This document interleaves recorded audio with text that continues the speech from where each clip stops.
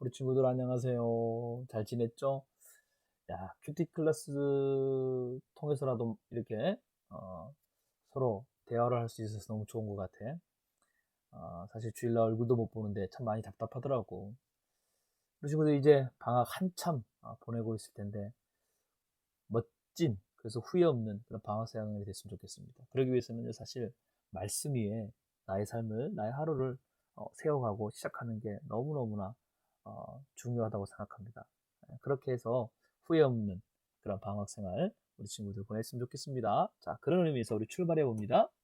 스탑 거리두기. 누가복음 13장 1절에서 9절 말씀인데, 이 코로나 이때 우리 친구들 하나님 말씀 안에서 거리를 두는 것을 멈추고 하나님을 향하여, 사람들을 향하여, 친구들을 향하여, 이웃을 향하여 하나님의 사랑을 나눌 수 있는 그런 멋진 우리 친구들 되기를 기대하면서 말씀 묵상 시작합니다. 목사님은 지금 자가격리 중이에요. 물론 확진된 건 아니에요. 목사님이 자녀 2명이 걸린 거죠. 심지어는 우리 교미, 4살짜리 교미도 걸렸어요. 이 기간에 지금 찐한 가족애를 우리가 느끼고 있습니다. 감염에 전혀 개념이 없는 우리 교미. 매일매일 그냥 엄마, 아빠, 누나가 함께 있으니까 좋은가 봐요. 그냥 목사님만 쳐다보면 마스크 내려서 뽀뽀하려고 하고, 아무튼 이렇게 목사님은 행복한 시간을 보내고 있습니다.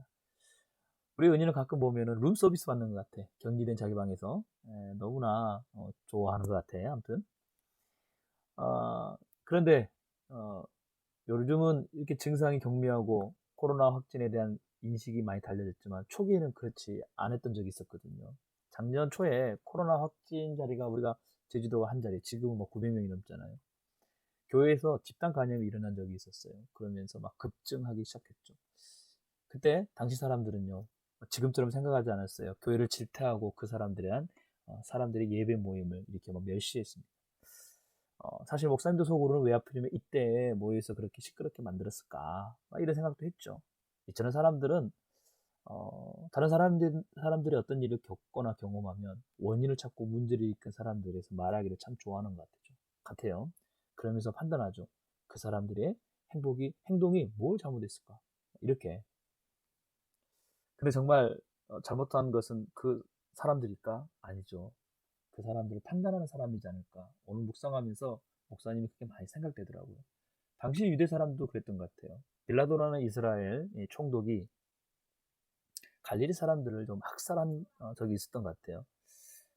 이 일을 두고 막 사람들이 여러 가지를 판단합니다. 자, 그 내용이 1절과 2절인데 같이 한번 읽어봅니다. 바로 그때 몇몇 사람들이 와서 빌라도가 갈릴리 사람들의 피를 그의 희생제물과 섞었다는 소식을 예수께 전했습니다. 이때 예수님이 말씀하시죠. 그 갈릴리 사람들이 다른 모든 갈릴리 사람들보다 더 악한 죄인이어서 이런 표현을 당했다고 생각하느냐? 아니라는 거예요. 그들이 잘못해서 하나님께서 내린 벌이 아니라는 겁니다. 그렇지 않다라고 이야기하여 또 두 번째 사건이 터집니다.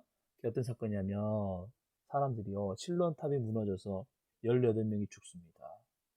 이때 사람들이 이야기합니다. 예루살렘 사람들보다 그들의 죄가 더 많기 때문에 그런 거 아닌가. 예수님의 말씀은 여전히 동일합니다. 아니라는 거예요. 그렇지 않다. 3절과 5절을 보면요, 내가 너에게 말한다. 너희도 회개하지 않으면 모두 멸망할 것이다.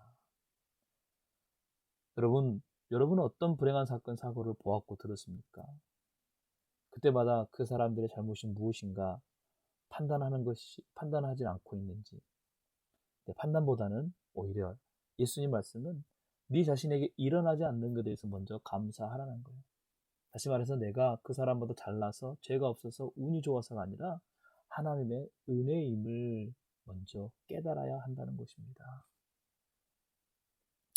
코로나 확진 후 3주가 지날 때 목사님이 이제 그 목사님께 식사 대접을 좀 해드리고 싶어서 전화를 드렸어요. 조금 미안했거든. 그동안 모른 척 한 거.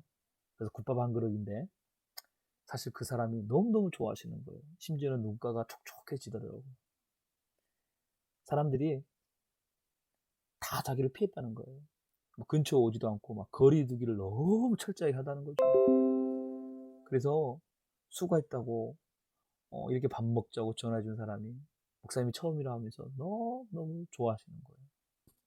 사실 목사님도 만나면서 많이 찝찝했거든. 걱정이 됐거든. 백신이 없었거든. 그래서 항체가 전혀 없는데 혹시 그 사람에게 있는 작은 바이러스라도 나에게 오면였잖아.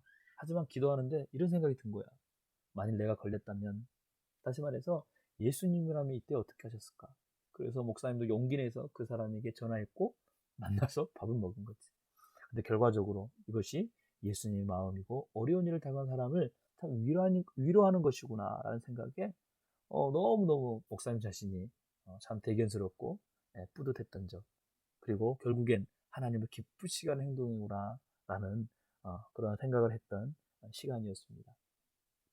우리 친구들, 다른 사람의 사건 또 사고를 보면서 우리는 쉽게 판단해서는 안 됩니다. 마치 코로나로 거리두기 하는 사람처럼 사람들을 그렇게 대해서는 안 된다는 거예요. 어떤 일이 있을 때마다 예수님이라면 어떻게 하셨을까라고 우리가 생각해야 되겠죠. 그리고요, 특별히 혹시 다른 사람이 아닌 진짜 내가 그런 것을 경험했다면, 그런 사고를 내가 또한 경험했다면 이제는 우리도 생각을 달리 해야 돼요. 아, 이때 예수님은 나에게 어떻게 말씀하실까? 예수님이 이때 어떻게 하셨을까? 이것을 목사님도 적용해 봤어요. 목사님은 이제 코로나 확진 아니지만 그래도 가족으로서, 아빠로서 우리 아이들과 함께 이런 시간을 보냅니다. 아마 앞으로는 코로나 걸려서 혹시 마음이 어려운 사람들이 있다면 목사님이 이제 넉넉히 그들을 도와줄 수 있는 사람이 되지 않을까? 우리 은희가 그런 친구들을 위로해 주지 않을까? 그것을 기억해 봅시다. 여러분도 혹시 원하지 않는 어려움이 있을 때, 당할 때, 그때마다 낙심하지 마세요. 여러분을 통하여서 예수님의 마음을 흘려보낼 것이고, 또 하나님의 뜻을, 또 하나님이 기뻐하시는 일들을 날마다 그렇게 행하게 하실 겁니다. 그러므로 우리 안에 거리두기는 스탑. 어떤 일이 있든 예수님의 마음으로 다가가고 예수님처럼 행동하고 생각하고, 혹시 내가 어떤 일을 경험했다 할지라도 그렇게 생각하면서 나아가는 그 믿음의 하나님의 자녀가 되기를 축복합니다. 우리 함께 기도합니다. 하나님, 많은 사람들이 겪는 어려움을 예수님 마음으로 생각하고 돌아보는 그런 멋진 하나님의 자녀가 되기를 원합니다. 예수님의 이름으로 기도합니다. 아멘. 자, 우리 친구들, 다음 주에 만나고 주일날 줌에서 또 봬요. 안녕.